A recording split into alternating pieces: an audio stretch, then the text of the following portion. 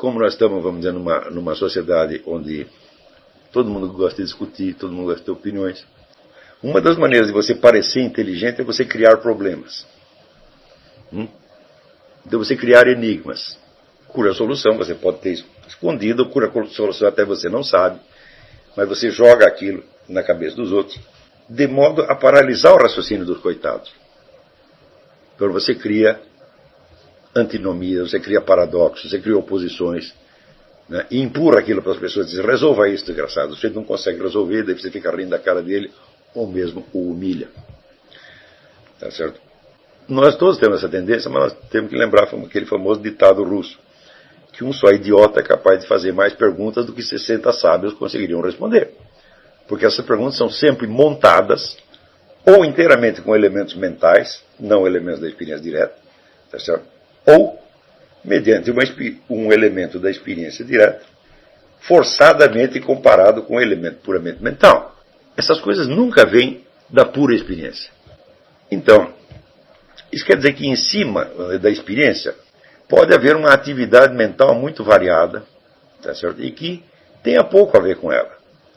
Só que não esqueça o seguinte, o mundo da experiência é um mundo de dimensões infinitas, cheio de coisas, cheio de entes, cheio de situações, cheio de processos, que você jamais conseguiria inventar. Então, uma vez um sujeito disse, olha, aqui está uma obra literária, que ela vale, em si vale muito mais do que um gato. Eu digo, então faça um gato. Você com algum talento literário, você escreve um poema, mas todo talento literário do mundo, você não vai conseguir criar um gato. Então, o gato tem uma espécie de prioridade ontológica. As coisas reais têm uma prioridade ontológica em face de tudo aquilo que nós pensamos. Ora, em face do tamanho e complexidade do mundo, é natural que nós nos fechemos no nosso pensamento e tentemos nos mover exclusivamente dentro dele, porque aquilo é um microcosmo, é um pequeno mundinho, no qual nós imaginamos ter algum poder, no qual nós nos sentimos mais seguros. Eu devo ter mencionado aqui para vocês a descoberta do grande historiador da arte, Wilhelm Worringer, em que ele descobriu que a arte das pequenas comunidades primitivas, né, soltas na floresta, era uma arte abstrata. E que você só encontrava uma arte mais naturalística, quer dizer, uma arte de cópia da natureza, em estados mais complexos da sociedade, por exemplo, já num meio urbano, em grandes comunidades, onde as pessoas já se sentiam separadas da natureza e, de certo modo, protegidas dela. Então, esta proteção criava a condição para que as pessoas pudessem começar a prestar atenção na natureza, quando antes tentavam fugir dela e se refugiavam em formas esquemáticas, geométricas da arte abstrata. Não? Eu me lembro que o grande sertanista brasileiro, Orlando Vilas Boas, uma vez ele me disse, o pessoal aqui da cidade é idiota, eles pensam que índio gosta de mato. Índio tem horror do mato. Eles ficam ali dentro da taba, e só quem vai para o mato são os caras mais velhos e muito experientes. Não é qualquer índio que sai da taba, não.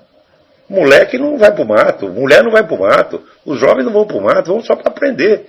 Então, falar, sinal de quê? De que o índio pensa exatamente como nós. Que se o sujeito pode estar num lugar tranquilo e seguro, onde ele pode comer, beber, dormir sem risco de vida, por que ele vai correr risco de vida todo dia? Aqueles que correm o risco de vida são apenas as pessoas de maior coragem que fazem isso, inclusive para estar preparado para proteger os outros. Tá certo? Não é por frescura, me deu na cabeça que eu vou lá para o meio do mato e vou morrer lá. Tá entendendo?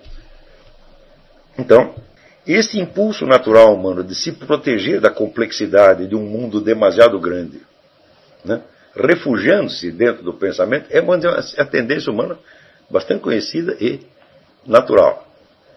Só que ela serve para a sua proteção psíquica e não para o conhecimento da realidade. Então, nem tudo aquilo que é bom para o seu equilíbrio psíquico é bom para o conhecimento. E nem tudo aquilo que é bom para o conhecimento é bom para o seu equilíbrio psíquico. Eu confesso para vocês que, em busca de saber como as coisas funcionavam, eu muitas vezes tive que arriscar minha cabeça. Descobri coisas que me fizeram muito mal e que depois eu levava 3, 4 meses para recuperar o meu equilíbrio. Afinal de contas, Aristóteles dizia que o conhecimento começa com o espanto. E se você tem uma sucessão de espantos, né, mais do que você estava esperando, bom, você certamente está sabendo mais, mas você não está se sentindo muito bem. Não é isso? Então, isso quer dizer também que a busca do conhecimento não foi feita para os fracotes que só querem autoproteção. Então, um dia você tem que escolher. Ou eu estou aqui na tribo, eu sou uma criancinha, né? uma dona de casa, tá certo? Que só vai lá ficar cuidando das crianças, dos cabritos e tal.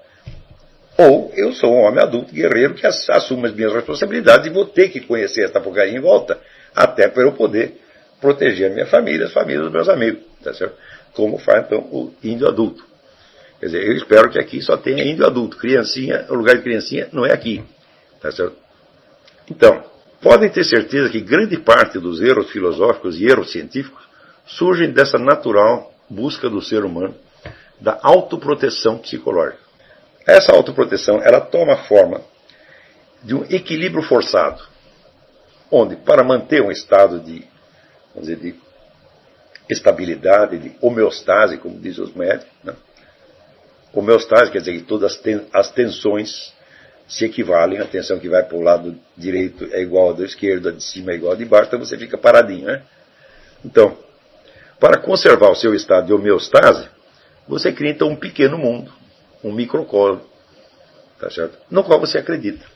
Então, levado ao extremo, esta busca do equilíbrio forçado, que traduz, no fundo, o terror pânico da realidade, configura uma doença mental. E o que é um sujeito maluco? É o cara que entrou no seu estado de homeostase e ele criou um sistema de equilíbrio interno que não é mais abalado pelas informações do mundo de fora. Quer dizer, ele se protegeu tão bem, né, que agora o mundo mental dele só é povoado por elementos que ele mesmo criou. Tá certo? Então, de certo modo, esses estados traduzem uma espécie de delírio de onipotência. Quer dizer, o sujeito age como se ele tivesse criado o mundo. E ele está dentro do mundo que ele mesmo criou. E ali ele está inteiramente protegido. Porque nada vem de fora. Em outros casos, como por exemplo nos estados catatônicos, aquilo que vem de fora é tão esmagador, é tão insuportável, que a mente do sujeito simplesmente para. Fica olhando para o vazio, né? Eu já vi pessoa que entrou em estado catatônico, você precisava ir lá de vez em quando fechar os olhos da pessoa, porque senão ia secar o olho, tá? Ficar assim, o tempo todo. Quer dizer, parou. Não há atividade psíquica ali reconhecível. Então, ora, o fato é que todas essas reações de autoproteção, na verdade elas são inteiramente desnecessárias, porque o ser humano tem uma plasticidade enorme e uma capacidade de aprendizado, quer dizer, de incorporação de elementos externos, praticamente ilimitado. Se você vê tudo o que uma criança aprende desde que ela nasce, né, até que ela domina a fala suficientemente para poder se comunicar com pai, mãe, etc., etc., é uma monstruosidade. Quer dizer, o alargamento do mundo interior da criança em 2 ou 3 anos é uma coisa tão grande que você jamais conseguirá repetir aquilo em dose igual. Então, quando a criança nasce, tudo que ela sabe está limitado ao mundo, vamos dizer, da percepção imediata, a percepção do seu próprio corpo. Um bebê recém-nascido, ele não percebe o mundo exterior ainda. Ele percebe apenas as alterações do seu próprio corpo. Aos poucos aqui vai aparecendo a modalidade já propriamente humana de percepção. Claro que essa modalidade já está dada nele desde que ele nasceu, mas nem tudo pode se manifestar ao mesmo tempo, nem todas as potencialidades podem aparecer ao mesmo tempo, depende de certas condições externas. Você veja, deste pequeno núcleo de sensações intracorporais, o sujeito cresce para abranger toda uma rede de relações com o universo externo, com o universo humano, com a sociedade. Quer dizer, você vai como se fosse, vamos dizer, de um pontinho até um círculo imenso. E isso acontece muito rapidamente. Imagina se nós aqui hoje pudéssemos crescer intelectualmente, partindo do estado em que nós estamos, crescer proporcionalmente àquilo que nós crescemos desde o nosso nascimento até os 3 anos de idade. Nós não viraríamos gênios, nós viraríamos anjos. Então isso não vai acontecer, não tem perigo. A gente vai crescer um pouquinho. Quer dizer, alguns elementos novos vão entrar. Tá certo?